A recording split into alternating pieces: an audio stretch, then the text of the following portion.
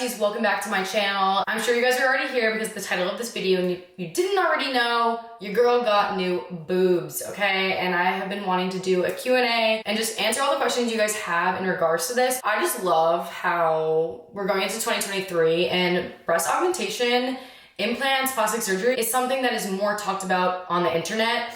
I feel like 2 years ago, no one would ever talk about it. So I'm gonna do a get ready with me and just answer a lot of questions. I wrote them down in a little notes folder, and I'm literally gonna go detail for detail on everything you want to know. And at the end of this video, I'm gonna give you guys a little sneak peek of the goodies. So I kind of want to start off with the first question of like, how long was the process for you with deciding you actually wanted to do this? You probably wouldn't know this, but I have been debating doing this for almost a year now. Breast augmentation has always been like on my mind. It's always been in the back of my head, but I never really followed through with reaching out to a surgeon until fall of last year, around like September. And I was trying to book a consultation, but I kind of backed out of it because fall was approaching, and then if I had my consultation and then I ended up having my surgery, then holiday season was around and I knew I was traveling in November and in December. So I just didn't really want to mix up like a bunch of travel, a bunch of holiday time and surgery. So I knew I was gonna kind of wait off until the new year because I didn't have much travel plans going into 2023.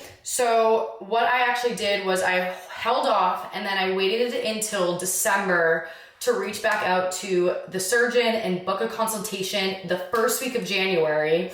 And I went to my consultation, I think January 6th, and everything went great. He answered all of my questions, and I had done a lot of research beforehand, but he literally pretty much went through everything with me. The pros, the cons, type of implants, sizing, all of that. And I felt so comfortable that we literally booked my surgery for the end of the month. And I got lucky because there was actually a cancellation earlier that week for the day of the surgery that I was able to get, because if not, I wasn't gonna be able to get the surgery until March. So I got really lucky. So I would say the process for me was kind of quick, but in terms of like thinking about it, it was just always in the back of my mind. It wasn't something where I just like woke up one day and was like, we're booking this, we're doing this. I'm not very like spontaneous in that aspect. Like I will think about something for a really long time before I actually like follow through with it. What made me want to get my boobs done? Honestly, I have just never had like the biggest breasts, and I feel like ever since I've been going to the gym, I just haven't been feeling, not insecure, like I wouldn't say this is an insecurity, but it's just something that I've noticed more of, is that like my upper body is just not as proportional as my lower body. And I just wanted to feel more proportional in the front end. Like I just felt very flat, and like I was growing my shoulders, growing my chest, and I just wanted to feel more feminine. I don't know, like going to the gym, like I feel like I was just like losing my feminine side, which like is just like my own like take on things. And I just wanted to feel more feminine and just, you know, do it. So that was like my thing. I was not doing it for anyone else other than my own self. Like there's no guy in my life. There's no like person persuading me to do these things. So it was just more me with the decision making. I know you guys all are asking about my size, the implant type, and where I have it. So I did under the muscle, and I did 330 cc's, and I did the high profile implant. Now for cc's, it's gonna be different for everyone and the implant because it's based on your frame size. So what they do is they measure from one end to the other, and they see how wide your frame is, and then that is gonna base off of like the projection profile of your implant. So like they have low profile, medium profile, high profile, and extra high profile. And the high profiles are a little bit narrower, but they project more out. And then the lower profiles are wider and don't project as far out. Now, because I have a smaller frame, I couldn't do the low profile because they would be too wide and then they would be sticking out under my armpits. So I had to go with the high profile, and I did 330 cc's. I was between doing the 280 and the 330. The implants range in like a 25 cc increment. So it went from 280 to I believe like 305 and then 330. So he ordered both those sizes, and then surgery day, he put the bigger ones in me. And he said if the bigger ones, the 330s, were gonna be too big, he was gonna take them out and put the 280s in, because I did give him inspo photos on like what I kind of wanted. So he went with that. And luckily the ones that he put in, which was the 330s, looked fine for my body. So that's what I did. And I don't know what my bra size was before or after. I have to go get fitted for bras because I don't know, but I'm not allowed to get fitted for bras until the 4-week mark. Yeah, and then the reason I did under the muscle is because there is a less likely chance of a rupture of the implant when they're under the muscle, because if they're over the muscle, when you're working out, your chest will contract and push, and if it pushes up against, like if the implant is, if my hand is my muscle and this is the implant and my muscle pushes, it will push against my skin and then it will get really tight and it could potentially rupture. So that was just like a reason why I went under. It's just safer that way for someone who likes to work out like myself. Let's just jump right into like the whole like preparation thing. So for preparation, I bought so many things on Amazon. I knew I was gonna have to sit upright for a few nights post-surgery. So I bought a like triangular pillow, which I'm gonna link my Amazon storefront in the caption of everything that I prepped with. I bought that. I bought a bunch of surgical bras. I bought compression socks, because if you wear compression socks after surgery, it will help reduce the swelling throughout your entire body. So I did that. And then I bought a bunch of like supplements, a detox tea for basically a laxative if I can't go to the bathroom. I also got arnica gel and then this bio oil. So I can't use the bio oil yet, but basically the bio oil is going to help prevent stretch marks, because we are stretching out my skin because we put an implant in there. We didn't have extra skin to play around with. So like my skin is expanding. So that will be great to use to reduce stretch marks. Arnica gel is for bruising and swelling. So I just apply this to my bruised areas and my swelling areas. And I also got it in pill form as well. So those have been helping out a lot. And then pineapple juice. I drank pineapple juice 3 days before surgery and then 3 days after surgery. And it helped me so much with my swelling. I feel like I would have been so much more swollen if I didn't do pineapple juice. Definitely recommend getting pineapple juice. Let's recap on like my surgery day. I had to be at the medical center at 7 a.m. Surgery was at 8. It was a very quick, fast turnover time. So I had Taylor drop me off at 7 a.m. Basically got there, had to take a pregnancy test because I was going over under anesthesia. I had to do an IV. So I was just sitting in like a little boutique styled like waiting room with an IV in for about 45 minutes, and then 15 minutes before surgery, that's when my surgeon came in. He said hi to me, and then he ended up marking my entire chest with like the surgical pen, so that way he has a little roadmap for himself when he does go into the surgery. Then after that, I kind of sat there for another like 5 minutes, and then the nurse came in, and we walked down the hallway and we literally just went straight to the surgical room. I didn't have to go on like a stretcher and they didn't have to like roll me out. Like I literally just walked like down the hall to the surgical room. And I met with the anesthesiologist before as well. He just like introduced himself, explained the whole process of the anesthesia. And once I got into the surgical room, they pretty much just laid me down and then hooked up my IV to like a sleep medicine. And he just like looked at me and he goes, "Sam, like, are you feeling tired yet?" And I was like, "No, I'm not tired." And then literally within 2 seconds, my eyes just rolled in the back of my head and like I fell asleep. And next thing I know, I'm waking up in the recovery room with a nurse, and I was like so out of it. I was on so many different type of like pain meds and just everything. I couldn't see anything. Like I was like so blurry. I was like, what is going on? And I was like super dizzy as well. And the nurse is just like, "All right, Sam, like you're all good. Like it's 9:30 in the morning." I was like, 9:30 in the morning? Like, didn't I go under at 8? So like, I assume I was under for like an hour. And I woke up just like in like the gown with a surgical bra on. And like first thing I did was my arms were next to me and I just reached up here. And I was like, oh my God.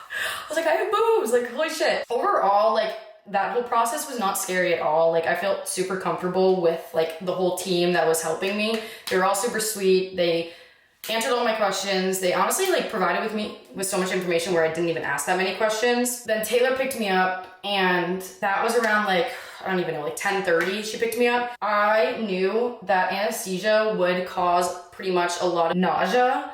So that day, I didn't really think I was gonna eat that much. I tried my best to eat cream of rice. I wasn't able to eat it fully. And then for lunch, I was so hungry and I was like, I need something. So I was just propped up on the couch all day. I was in and out of sleep. And Taylor made me some chicken noodle soup. And I had like 2 bites of that chicken noodle soup and I put it down because I was so nauseous. And then like 10 minutes later, I tried to get up and I sprinted to the sink. I couldn't even get to my bathroom, throw up, and I threw up everything I ate.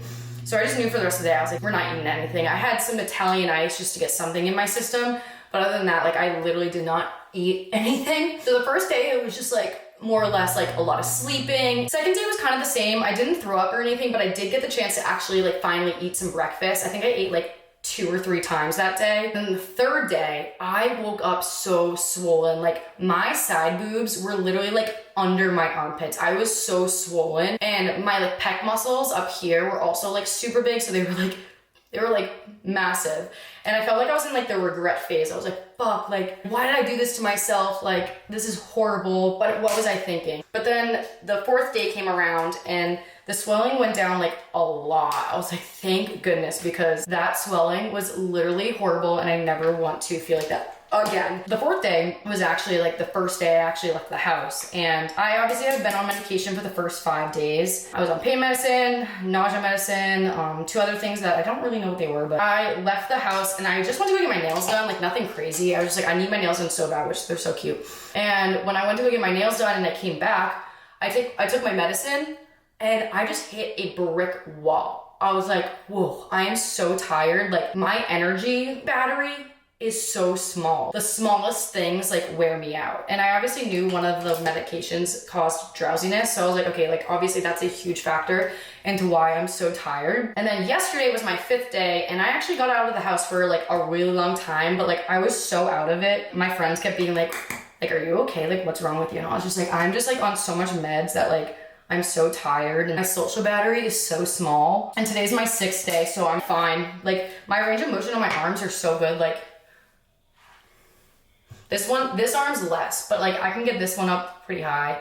This one, not as much. And I'm like super bruised like on my under boob where my incisions are. Oh yeah, I don't know if I said that, but I did under the boob for my incision, not my nipple and not my armpit.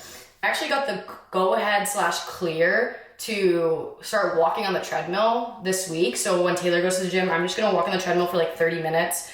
And then maybe if I can do some abs that don't involve like my upper body. So like leg raises or like bicycle kicks without like moving my upper body. What did your family think of this? I told my mom kind of like right away, like after my consultation, I told her like a few days later, but I didn't even tell my dad. I was too nervous to tell my dad. I didn't want to tell my dad. So I had my mom tell my dad, because it's just like an awkward conversation to have with your dad. Like, hey dad, like I'm getting fake tits, like nice. So I didn't tell him. My mom did the conversation for me. My dad was a little pissed, but he got over it. So, and then he ended up texting me the day before surgery and being like, good luck, Sam, like love you, even though like I don't agree with what you're doing, like good luck, like I still love you. I was like, word, like good, because like I didn't want to have that awkward conversation with you. Next question was, does a boob job require touch-ups? Yes, so this is like a good timing for me to get my boobs done. Touch-ups are anywhere from like 10 to 15 years. And my surgeon actually said this is a great time to get them done because after I have kids, my body goes through so much stress, especially my boobs. I'm gonna need maybe like an internal bra. So like when I'm getting my touch-up is when I can also like do other things. And like, this is just a good time to get my boobs done. So they will need a touch up. Someone else asked, what is the recovery time like? And again, that like depends person to person. I went into the thought process of like, okay, like I'm gonna be out of the gym for like a month, but I'm already like 1 week in and I'm already going to the gym just to walk on the treadmill. So I'm hoping a 2-week mark, I can maybe do like lower body workouts, like press machines and hamstring curls, hamstring extensions, like stuff where I'm not picking up weight with my upper body to do for my lower body. I would honestly rate the pain like a 6 out of 10, like all together. And I was only at a 6 out of 10, like maybe on day 2. And then every other day has been like a 3 out of 10 or like a 4 out of 10. The only hard thing and like the only most painful part is like getting in and out of like bed or out of the couch. That's like the only thing, because I know not to like lift my hands up if I don't need to. Like sometimes I'll accidentally just like use my arms to like push myself out of like the bed. And then I'm like, Sam, why did you just do that? So, and I haven't been to the gym obviously in like a week. I don't really care about that. Like a lot of people were like freaking out. They're like, oh my God, you're gonna be out of the gym for so long. But honestly, like the gym will always be there. Like when I'm 50 years old, I can still go to the gym. But like what will never be there still is like me being young, me being 24, and me wanting to take the opportunity to get like new boobs. So I'm going to take up the opportunity to get new boobs. Like the gym will always be there waiting for me. And I know I'm probably gonna go back to the gym definitely weaker in my upper body, which is totally okay. I have come to the realization when it comes to the gym, I care more about like the physique aspect of it rather than like the strength aspect of it. Like for instance, back days, like I've been doing less lat exercises and more like rear delt exercises because I want to build up more of like a 3D shoulder, and that obviously is a physique goal, not a strength goal. So I don't know if I'll be going back to like really heavy benching. We shall see. That is something I also have to talk about with my surgeon. Yeah, I hope I answered like everyone's questions. Like I said, I will put my Amazon storefront down in the description box of everything that I got to prep for the surgery. And if you guys have any questions, leave them in the comments because I will be more than happy to answer them for you guys. Okay, let's not talk about the fact that my self-tanner is so bad on my body. Attempted to put some on like the other day after surgery and I couldn't get up to my incisions, but this is what we're looking like. There is no padding in this sports bra. I'm wearing just like a medium Rawgear sports bra. I am a little bit swollen like on the tops and on the sides. This is what she's looking like. See that? See the projection outwards? I love it. And this is what the incisions look like.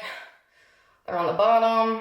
I am really bruised. Can you see that? Like right there. I'm obsessed with the results.